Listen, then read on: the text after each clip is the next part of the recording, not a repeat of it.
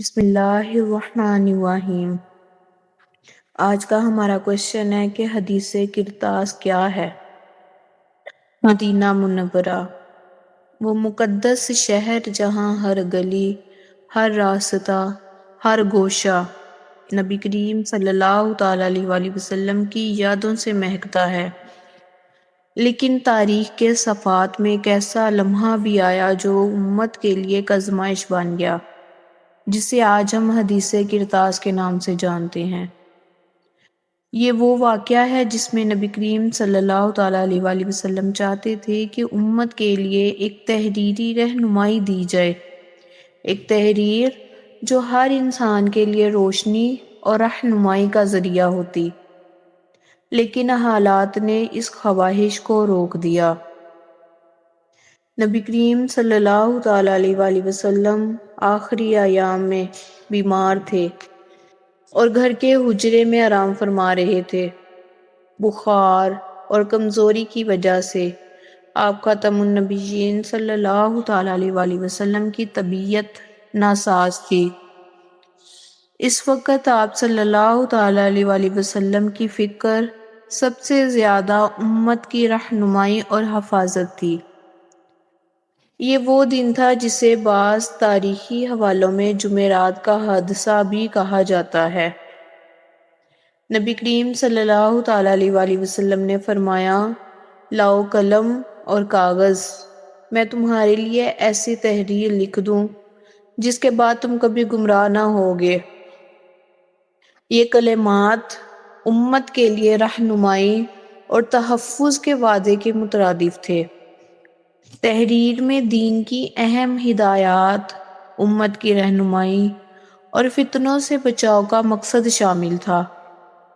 صحابہ اکرام دو گروہوں میں ڈیوائیڈ ہو گئے، تقسیم ہو گئے۔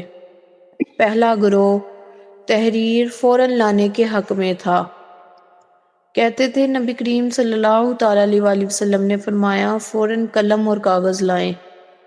دوسرا گروہ کچھ نے کہا کہ نبی کریم صلی اللہ تعالیٰ علیہ وآلہ وسلم بیمار ہیں اور نعوذ باللہ وہ اس حال میں نہیں ہیں کہ کچھ لکھ سکیں، اور ہمارے لیے قرآن کافی ہے۔ یہ اختلاف محبت اور فکر پر مبنی تھا، مگر شور کی وجہ سے کمرے میں تنازع پیدا ہو گیا۔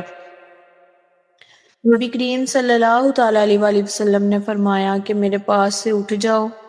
اس سے مراد یہ تھی کہ شور اور اختلاف کی وجہ سے تحریر لکھوانا ممکن نہ رہا۔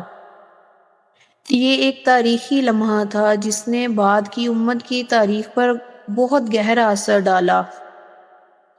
نبی کریم صلی اللہ تعالیٰ علیہ وآلہ وسلم نے اپنی زندگی کے آخری دنوں میں امت کے لیے اہم نصیحتیں کی، دین کی حفاظت، امت میں اتحاد اور محبت، فتنوں سے بچاؤ کے لیے رہنمائی۔ یہ نصیحتیں آج بھی ہمارے لیے چراغ راہ ہیں۔ تاریخی ماخذوں کے مطابق یہ تحریر امت کو گمراہی سے بچانے کے لیے تھی۔ اس کا نہ ہونا بعد میں اختلافات اور فتنوں کا سبب بنا۔ یہ واقعہ امت کے لیے ایک اہم سبق ہے کہ اتحاد، ادب اور تحمل ضروری ہے۔ اختلافات فطری ہیں، مگر شور اور بد کلامی نقصان دہ ہے۔ نبی کریم صلی اللہ تعالیٰ علیہ وآلہ وسلم کی رہنمائی اور تعلیمات کو ہمیشہ یاد رکھیں۔ دین کی کتاب اور ہدایات ہی امت کے لیے کافی ہیں۔ محبت، صبر اور تحمل کی اہمیت ہمیشہ مقدم ہے۔ حدیث کرتاس ہمیں یہ سکھاتی ہے کہ امت کے لیے نبی کریم صلی اللہ تعالیٰ علیہ وآلہ وسلم کی فکر اور محبت کتنی عظیم تھی۔ یہ واقعہ ہمیں یہ بھی بتاتا ہے کہ علم، ہدایت اور رہنمائی کبھی ضائع نہیں ہونی چاہیے۔ یہ لمحہ صرف تاریخ نہیں بلکہ ہر مسلمان کے لیے رہنمائی کا چراغ ہے۔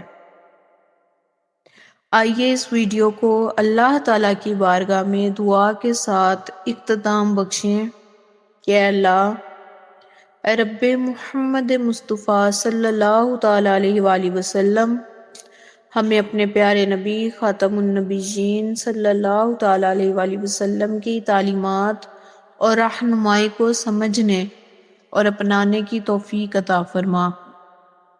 ہمارے دلوں میں علم، محبت، صبر اور اتحاد پیدا فرما۔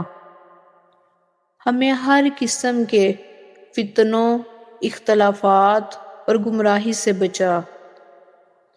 ہمارے عمل کو قبول فرما اور ہمیں سیدھے راستے پر چلنے کی توفیق عطا فرما۔ الہی ہمیں حاسدین کے حسد سے، شیطان کے شر سے، برائی کرنے والوں کی برائیوں سے، جادو کرنے والوں کی جادو سے اپنی حفاظت میں محفوظ فرما۔ الہی ہمارا خاتمہ ایمان پر فرما۔ یا رب العالمین، ہمیں دین کی حفاظت اور امت کی بھلائی کے لیے ہمیشہ مستعد اور باوفا رکھ، اور ہمیں مرنے سے پہلے اپنا اور اپنے پیارے حبیب حضرت محمد مصطفیٰ صلی اللہ تعالیٰ علیہ وآلہ وسلم کے روزوں کا مہمان بنا۔ اور الہی اس دنیا میں جب تک ہم رہیں تو ایمان کی حالت میں رہیں میرے مولا۔ اس دنیا سے جب رخصت ہوں تو ایمان کی حالت میں ہمارا خاتمہ ہو۔ الہی ہمیں اور ہماری آنے والی نسلوں کو ایسا بنا جو آپ کے علم کو صحیح صحیح سیکھ کر آگے پہنچانے والا ہو۔ آگے ہمیں پہنچانے کی توفیق عطا فرما۔ ہمیں دین پر استقامت عطا فرما۔ ہمیں ہر قسم کی برائیوں سے، فتنوں سے، گمراہیوں سے بچا۔ ہمارے دلوں میں، ہمارے دماغ میں علم، محبت اور صبر جیسی پاک خوبیاں عطا فرما۔ ہماری دعائیں قبول فرما۔ آمین ثم آمین یا رب العالمین۔